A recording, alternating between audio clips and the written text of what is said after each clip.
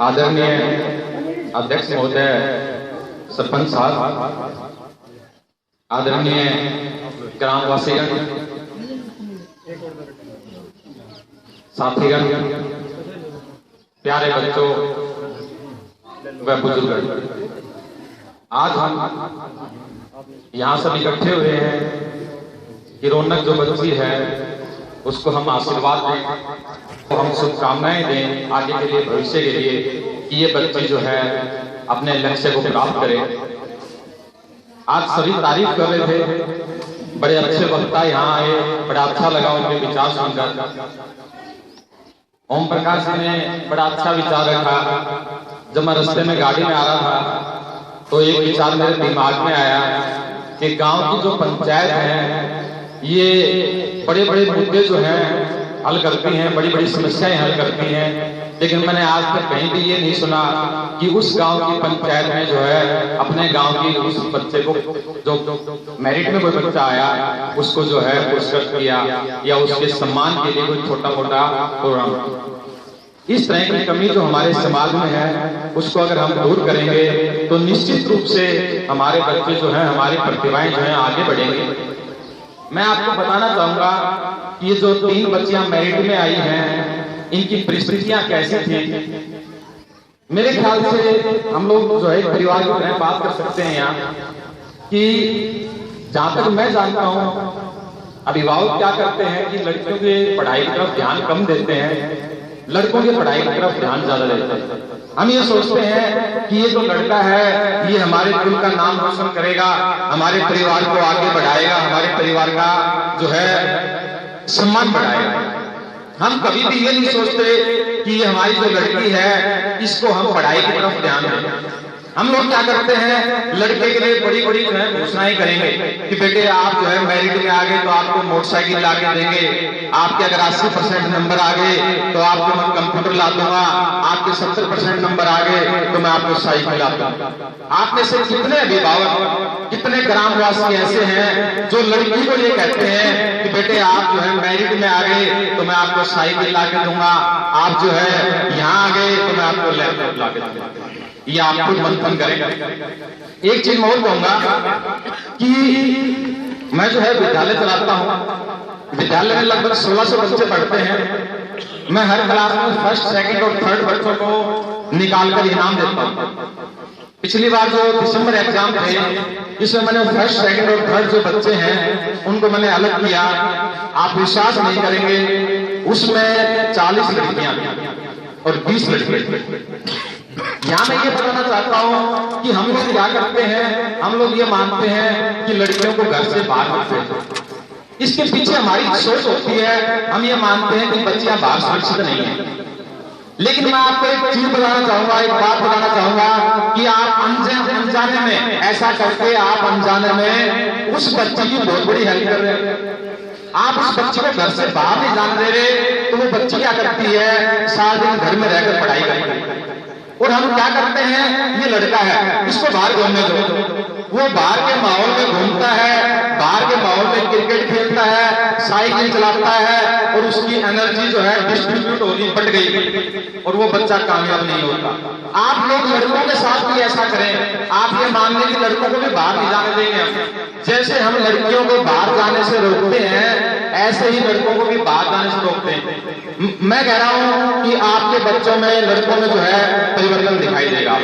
इससे फायदा क्या होगा, जो पढ़े लिखे लोग हैं मेरी बात को समझेंगे। हम जो है विज्ञान के अंदर उत्तल लेंस पढ़ते हैं। उत्तल लेंस क्या करता है कि सूर्य से आने वाली जो प्रकाश की किरणें हैं, बलबीर जी सामने बैठे हैं यहाँ, कि उत्तल लेंस सूर्य से प्रकाश की किरणें आती हैं, उत्तल लेंस उनको एक बिंदु पर केंद्रित कर देता है। वो प्रकाश की जो किरणें हैं वो जब इस कागज के टेबल के ऊपर पड़ेंगे, इस टेबल के ऊपर कागज है इसके ऊपर पड़ेंगे तो कोई असर नहीं डालता।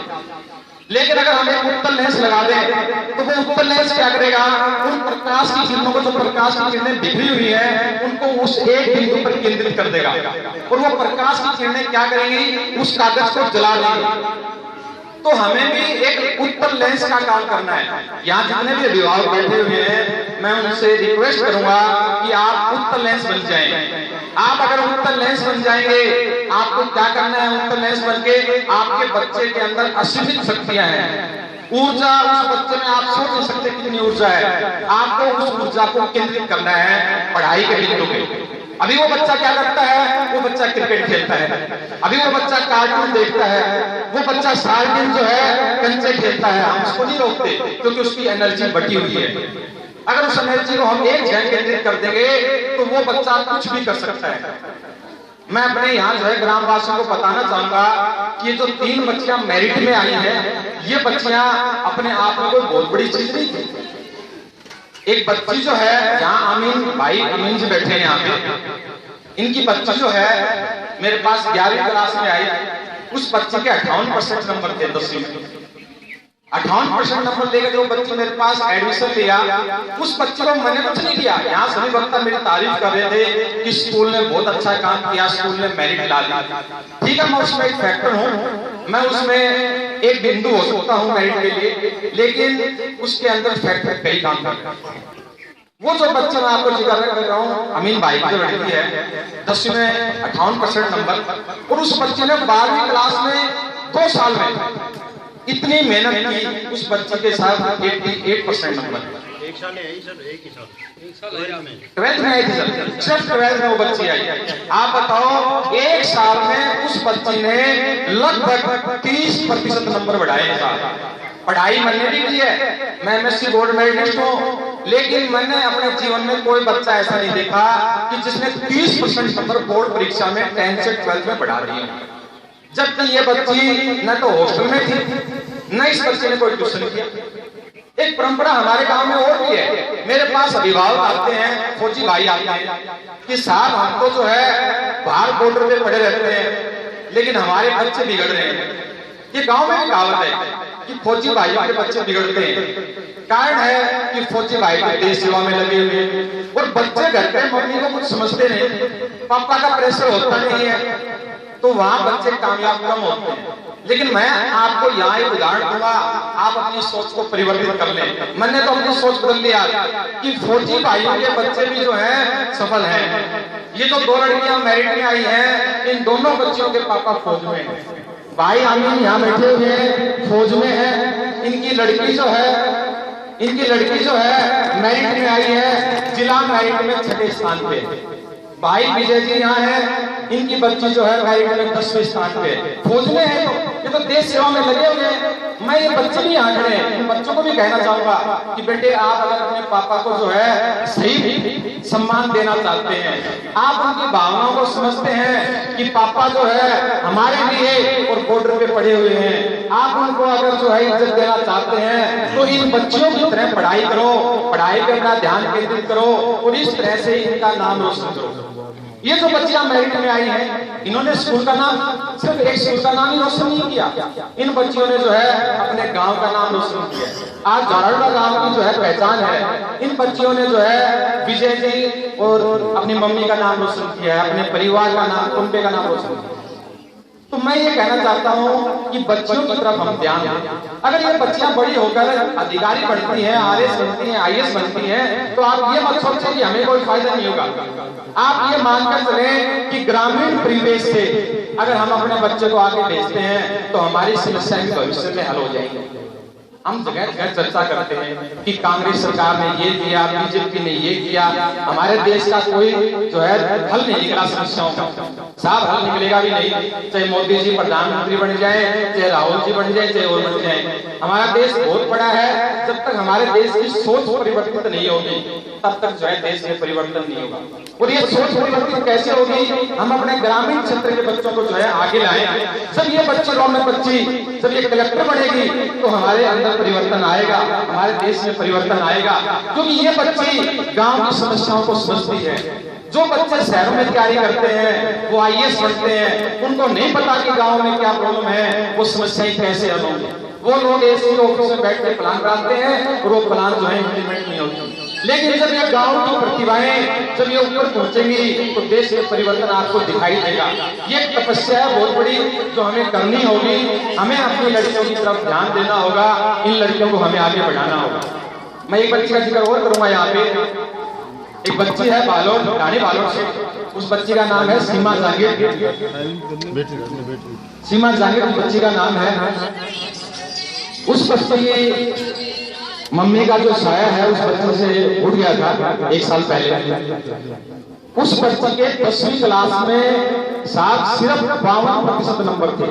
10वीं बोर्ड की क्लास में राजस्थान बोर्ड से उस बच्चे ने 10वीं पास की, सिर्फ 52% नंबर, सेकंड डिवीजन से वो बच्ची पास। वो बच्ची एक साधारण बच्ची थी। जब मेरे पास एडमिशन के लिए आई, मैंने उस बच्ची को कहा बेटे मेहनत करनी है और कम से कम फर्स्ट डिवीजन पे बना हुआ। 11वीं में उस बच्ची ने पढ़ाई की, 12वीं में उस बच्ची की मम्मी सास खत्म हो गई। उस बच्ची के पापा जी जो है सरकारी स्कूल में अध्यापक हैं। उस बच्चे की समस्याएं बढ़ गई। मम्मी खत्म होने से 3 बहनें हैं, 1 भाई। उस बच्चे को मैंने ऑफिस में बुलाया, बेटे आपको अपना टारगेट याद है क्या? बोले सर मेरे को याद है, आपने कहा था कम से कम जो है 65-70% नंबर लाने हैं। बोले सर मेरे को दिक्कत आ रही है, सुबह सुबह 3 बहन भाई हैं, उनका खाना बनाना पड़ता है, शाम को जाकर उनके कपड़े धोने पड़ते हैं, मम्मी है नहीं, घर में दादी जी हैं वो बेड पे है, चारपाई पे है, उनकी सेवा करती। साथ उस बच्ची ने जो है इतनी मेहनत की। मैंने उनकी ताई जी को बुलाया था, उनके परिवार के मेंबर थे। मैंने कहा कि तो मैंने इस बच्चे की आप मेरे काम में हेल्प करो, जब ये बच्ची अच्छे नंबर लाएगी तो आपको भी याद रखेगी। उस बच्चे ने मेरिट में 2रा स्थान प्राप्त। छोटी बात नहीं। विकट परिस्थितियां होते हुए उस बच्चे ने अपना लक्ष्य निर्धारित किया और उसको प्राप्त किया। मैं आपको ये बताना चाहता हूँ, हम लोगों की एक सोच होती है कि हमारा बच्चा जो है सामान्य बच्चा है। मेरे बच्चे के 10वीं में जो है सेकंड डिवीजन नंबर है, ये बच्चा अधिक से अधिक जो है 65% नंबर ले आएगा, 70 ले आएगा। ये सोच होती है, ये सोच मेरी भी थी और इस सोच को इन बच्चों ने परिवर्तित कर दिया। मेरे को इन बच्चों ने प्रेरणा दी है। मेरी सोच में काफी परिवर्तन हुआ है कि अगर कोई औसत बच्चा है, अगर वो ठान ले तो वो भी साधारण से असाधारण बच्चा बन सकता है। ये तीनों बच्चियां ही साधारण, सॉरी मैं रौनक के लिए नहीं कहूंगा, साधारण बच्ची थी। ये बच्ची मेरे पास 3rd क्लास से पढ़ रही है। ये बच्ची बहुत होशियार थी। 10th क्लास में इस बच्ची के लगभग 90% नंबर थे। ये बच्ची तो शुरुआत से इंटेलिजेंट थी, लेकिन आमीन भाई, आमीन की जो लड़की है रुखसाना बानो, वो एक साधारण बच्ची थी। 10वीं 3य श्रेणी से पास। नरेश जी जो अध्यापक हैं, उनकी जो लड़की है उसके 52% नंबर थे। उस बच्ची ने 37% नंबर बढ़ाए थे। 37% नंबर। अगर आप लोगों ने कभी इस बच्चे के 37% नंबर बढ़े हुए सुने हो, आपने कभी भी, मेरे को जरूर बताना एक बार यहाँ हो, क्योंकि मैंने नहीं सुना। बिना हॉस्टल के, बिना ट्यूशन के और विपरीत परिस्थितियों में उस बच्चे ने ऐसा किया। तो ये बच्चे जो है ये हमारे स्कूल के लिए प्रेरणा स्रोत रहेंगे ही, ये समाज के लिए प्रेरणा स्रोत बने। आप इन बच्चों के एग्जाम्पल जो हैं अपने घरों में अपने बच्चों को दें कि 52% वाला बच्चा अगर मेरिट में आ सकता है तो आप मेरिट में क्यों नहीं आ सकते? अभी जो है हम तारीफ कर रहे थे इन बच्चों की कि मेरिट में आए, हम बच्चों को स्कूटी देकर सम्मानित कर रहे हैं, आप लोगों ने आशीर्वाद दिया। साथ इन बच्चों को फायदा कितना है मेरिट आने से, आप उनका आकलन करें। इस बच्चे को जो है कोचिंग वाले अपने आप जो है गाड़ी में बैठाकर सीकर ले गए, बोले साहब फ्री पढ़ाएंगे। गवर्नमेंट जो है टॉप 1% बच्चों को 80,000 रुपए जो है साल की स्कॉलरशिप देती है। 5 साल तक इस बच्ची को 80,000 रुपए स्कॉलरशिप मिलेंगे। 1 लाख कर दिया भाई साहब बता रहे हैं, वो अमाउंट 1 लाख कर दी गई है। 1 लाख रुपए 1 साल के गवर्नमेंट देगी, 5 साल तक 5 लाख रुपए। इस बच्चे ने गांव का मान सम्मान बढ़ाया। भाई यहाँ पे जो है पत्रकार भाई यहाँ पे नहीं है, मैं उनकी भी तारीफ करूंगा। राजस्थान पत्रिका दैनिक भास्कर के जो पत्रकार हैं वो भी समाज में जो है अहम रोल अदा कर रहे हैं। वो ऐसे बच्चों को मोटिवेट करने के लिए अपने न्यूज़पेपर में जो है जगह देते हैं बच्चों को। कल हमने परसों स्कूटी दी, उसकी न्यूज थी, तो इससे बच्चे मोटिवेट होते हैं। साथ हमने इन बच्चों में कुछ नहीं किया। मैं आपको एक छोटे से, टाइम तो हालांकि कम है, लेकिन परिवार की तरह बैठे तो 10-15 मिनट और ले सकते हैं। सबसे पहले मैं माफी चाहूंगा कि हम 20 मिनट लेट आए। पूरे रास्ते मुझे इसकी तकलीफ रही कि मैं इतना बड़ा नहीं हूँ कि झारोटा गांव के बड़े बुजुर्ग मेरा वेट करें। मैंने ड्राइवर को ये भी कहा गाड़ी फास्ट कर लो और गाड़ी हम छोड़ के आगे आए। पहले इसके पीछे एक कारण था, 25 मिनट देलवास में साहब जबरदस्त बारिश हुई। हमारे यहाँ पे बैठे हुए दिखाई दे रहे हैं, ये बारिश में सारे नालिए 5-6 स्टाफ मेरे पास आए, बोले सब जाने की स्थिति में नहीं है, पूरी ड्रेस पूरे बाल गिले हो गए। मैंने कहा साहब ये तो तौलिया लो और ये जो है गंगा लो और फ्रेश होकर ढंग से तैयार हो गया जाओ। तो उसके लिए मैं माफी चाहूंगा कि आप लोगों को 15-20 मिनट वेट करना पड़ा हमारा। मैं आपको ये बताना चाह रहा था कि आप जो है किसी भी मार्बल के खान के ऊपर जाओ, मार्बल के खान के ऊपर जब हम जाएंगे तो रास्ते के अंदर जो है मार्बल के दो टुकड़े आपको रास्ते में पड़े हुए मिलेंगे। हम लोग चलते रहते हैं और मार्बल के उन टुकड़ों के जो है ठोकर मारते हुए चलते हैं, उनकी कोई वैल्यू नहीं है। मार्बल के उन टुकड़ों की कोई वैल्यू नहीं है साहब। लेकिन एक बढ़िया मूर्तिकार उस मार्बल के पत्थर को उठाकर घर ले जाता है और 4-5 महीने उसमें जबरदस्त मेहनत करता है और जबरदस्त मेहनत करके उस साधारण पत्थर को जो है मूर्ति का रूप दे देता है। और वो मूर्ति जो है कई लाखों रुपए में बिकती है, कीमती मूर्ति बन जाती है। पहले वो पत्थर रास्ते में पड़ा हुआ था, उस पत्थर की कोई कीमत नहीं थी, लेकिन मूर्तिकार ने उसको घड़ घड़ के जो है उस पत्थर को मूल्यवान कर दिया। तो हमारे जो साथी अध्यापक हैं, मैं नहीं कह रहा कि मेरे स्कूल के ही अध्यापक जो हैं बहुत बड़े मूर्तिकार हैं, जितने भी प्राइवेट स्कूलों के जो अध्यापक हैं ये मूर्तिकार हैं। आप अपने बच्चे इनके पास भेज रहे हैं, ये उनमें जो है मेहनत करके उसको मूर्ति का रूप देते हैं। वो गांव के साधारण बच्चे हैं, ये गांव के साधारण बच्चे थे। हमारे मूर्तिकार जो अध्यापक हैं इन्होंने इनको जो है बढ़िया रूप दे दिया, इनको साधारण से असाधारण बना दिया। तो मूर्तिकार पत्थर, यहाँ पत्थर इंपॉर्टेंट है, मैं ये बताना चाह रहा था आपको इस कहानी के माध्यम से। अगर पत्थर मार्बल का नहीं हुआ, अगर पत्थर जो है गांव की इन सड़कों का आपने कोई भी पत्थर ले लिया जो भुरभुरा पत्थर है और उसकी आप मूर्ति बनाना शुरू करेंगे, साहब वो बिखर जाएगा। उसके अंदर दबाव सहन करने की शक्ति होनी चाहिए, उसके ऊपर जब चोट मारी जाए वो चोट सहन कर सके, ऐसा पत्थर चाहिए। तो आपके बच्चे भी मुझे ऐसे चाहिए, संस्थाओं को ऐसे चाहिए कि उन बच्चों को जो हम ठोकते पीटते तो वो थोड़ा सा उस प्रेशर को सहन कर सके। हम जब उनको मूर्ति बनाएंगे तो थोड़ा जो है प्रेशर डालेंगे, वो बच्चा उस प्रेशर को सहन करे, आप भी उस प्रेशर को सहन करें। अगर आप भुरभुरे बन गए, बच्चा भुरभुरा बन गया तो साफ मूर्ति नहीं बन पाएगी। एक चीज मैं आपको और बताऊंगा, अगर मूर्तिकार को हमने पत्थर दे दिया मूर्ति बनाने के लिए और उसने मूर्ति बनानी शुरू कर दी और आपने 2 महीने बाद उससे वो पत्थर छीन लिया और दूसरे मूर्तिकार को दे दिया कि भाई साहब वो तो बढ़िया नहीं बना रहा, तू बना।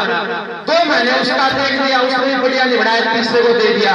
साहब वो मूर्ति जब लास्ट में बनेगी ना वो सही नहीं बनेगी, क्योंकि पहली बार जो मूर्तिकार मूर्ति बना रहा था उसने एक इमेज बनाई थी, दूसरे मूर्तिकार की कोई इमेज नहीं बन पाएगी कभी भी। तो मैं ये कहना चाह रहा हूं कि अपने बच्चों पे आप ध्यान दें, अपने बच्चों को आप प्रेरित करें, आप अपने बच्चों को मोटिवेट करें। सबसे बड़ी शक्ति मोटिवेशन में है, आप अपने बच्चों को प्रेरित करें। और ये मेरा प्रेरित करने का तरीका है कि मैं बच्चों को जो है स्कूटी, मैंने कह रखा है यदि कोई बच्चा स्टेट लेवल में टॉप 10 पे आया तो मैं उस बच्चे को नैनो गाड़ी, यहाँ गाड़ी इंपॉर्टेंट नहीं है, यहाँ स्कूटी इंपॉर्टेंट नहीं है। अगर मेरे 1.5-2 लाख रुपए खर्च करने से अगर मेरे 40 बच्चे जो हैं आगे बढ़ते हैं तो मैं यहाँ खुश हूँ, यहाँ मोटिवेशन काम करेगा। देखो रौनक के पापा जी ने बताया, बोले 7 बच्ची जो है 1.5-2 बजे खड़ी होकर पढ़ती है, कहीं बच्ची पागल नहीं हो जाए, आप उसको ऑफिस में बुला के कहो कि रात को सोया करें। बोलो हमें बच्चों को ये कहना पड़ता है कि बेटे रात को अपनी नींद पूरी करो, हमें ये नहीं कहना पड़ता कि बेटे आप खूब पढ़ाई करो, आप मेरिट लाओ, क्योंकि यहाँ पे मोटिवेशन हमने किया हुआ है। घर पे भी इसी तरह आप जो है मोटिवेशन दें, लड़कियों को भी आप मोटिवेट करें। समय की कमी है, मैं आप लोगों की परिस्थितियां समझ रहा हूं कि सबके घर में काम है, कोई पशुओं के काम है, कोई और जिम्मेदारियां हैं। मैं जो है आप लोगों का ये जो प्यार है, आप लोगों ने इतने स्नेह से हमें यहाँ बुलाया, इतना आदर सत्कार किया, मेरी टीम की इतनी तारीफ की, ये यादें जो हैं मैं जिंदगी भर नहीं भूल पाऊंगा, हमेशा ये यादें जो हैं मेरी मेमोरी में रहेंगी। बहुत बहुत धन्यवाद आप सबका, धन्यवाद।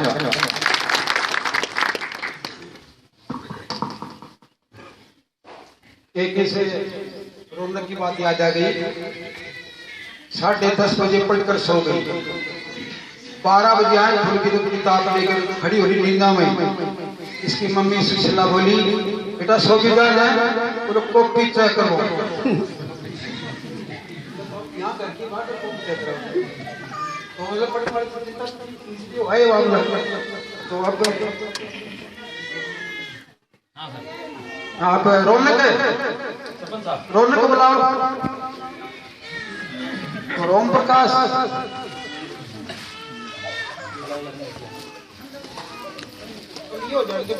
या तो पहले ये हो जाए।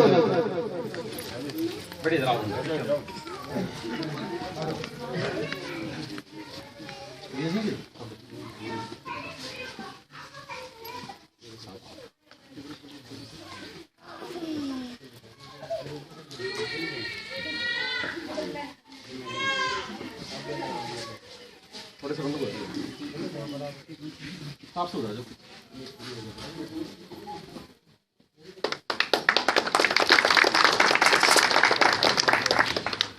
दोनों के पहले बेटे लाइसेंस बनवाना है इसका, क्या चलाना है इसका। सर एक मिनट इधर रोलक आगे देखो, एक बार आप दोबारा विजय सिंह चाबी देते हैं चाबी, आप खड़े हो जाओ। ये जी आप ले आओ,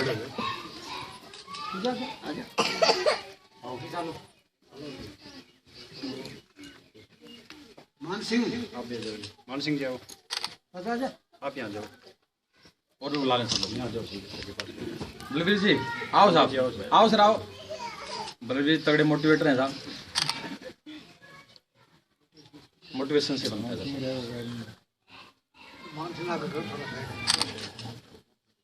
नीम का पत्थर तो यही आगे करो, नील के पत्थर हैं सर, ये सही है।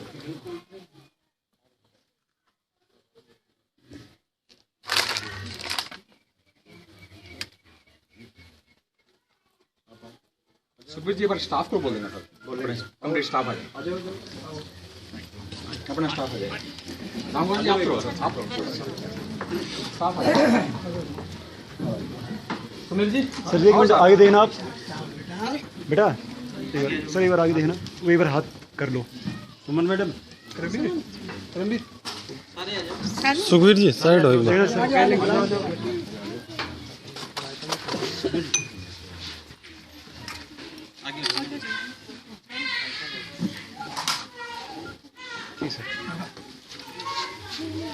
बोलो जी, अलग अलग इसमें दिक्कत ना है अपने बुला, पिछली बार फोटो अपने सिलेक्ट करने में बड़ी दिक्कत आ रही थी।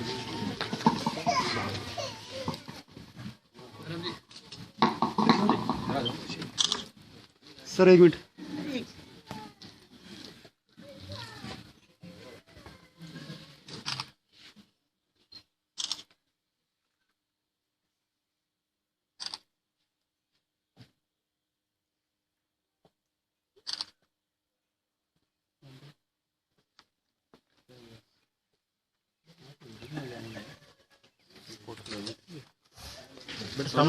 चला के ले जाओगे।